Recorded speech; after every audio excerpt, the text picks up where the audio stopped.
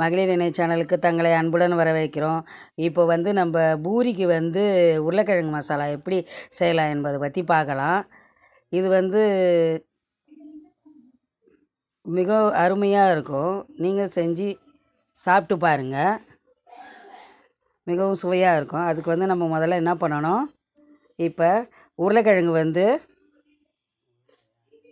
ஒரு 5 உருளைக்கிழங்கு 400 கிராம் அளவு உருளைக்கிழங்கு எடுத்து இந்த மாதிரி முழுசாக வேக வச்சு தோலை உரித்து வச்சுக்கணும். பிறகு அதை அந்த மாதிரி நசுக்கி வச்சுக்கணும். அழகாக நசுக்கி வச்சுட்டு அப்புறம் அடுப்பில் வாணலியை வைத்து வாணல் காய்ந்த பிறகு அதில் எண்ணெயை ஊற்றணும்.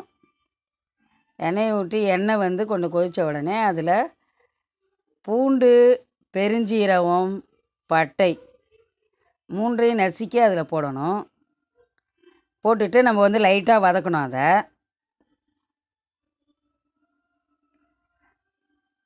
பிறகு கருவேப்பிலை ஒரு ஈர்க்கு, அடுத்தது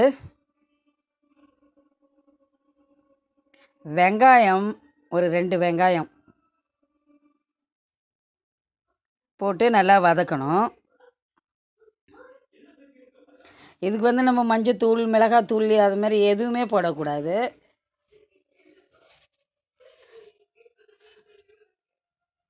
இப்போ நல்லா வதக்கிட்டு அடுத்தது பச்சை மிளகாய் ஒரு 5 மிளகாய் அளவு அரிஞ்சு அதில் போட்டு வதக்கணும். கொஞ்சம் காரமாக இருக்கும், இது நல்லா சுவையாகவும் இருக்கும். இதை போட்டு நல்லா வதக்கிட்டு அதுக்கப்புறம்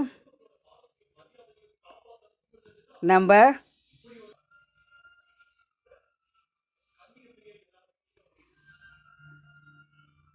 வேக வச்ச உருளைக்கிழங்க அதில் கொட்டணும். கொட்டிட்டு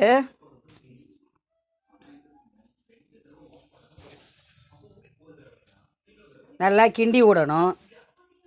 கிண்டி விட்டுட்டு இப்போ தேவையான அளவு சால்ட்டு போட்டு அதையும் 2 வதக்கணும். பிறகு நம்ம ஒரு அரை டம்ளர் அளவு தண்ணி ஊற்றி அதை நல்லா கிண்டணும். கிண்டிட்டு ஒரு கலக்கணும். ஒரு 5 நிமிஷத்தில் இது வெந்துடும். ஏற்கனவே நம்ம உருளைக்கிழங்க வேக வச்சிட்டதுனால ரொம்ப நேரம் வேக வைக்க தேவையில்ல. குருமா ரெடி ஆகிடுது. இதை நீங்கள் செஞ்சு பாருங்கள், மிகவும் சுவையாக இருக்கும். மகளிர் இணை சேனலை பார்த்ததற்கு நன்றி, வணக்கம்.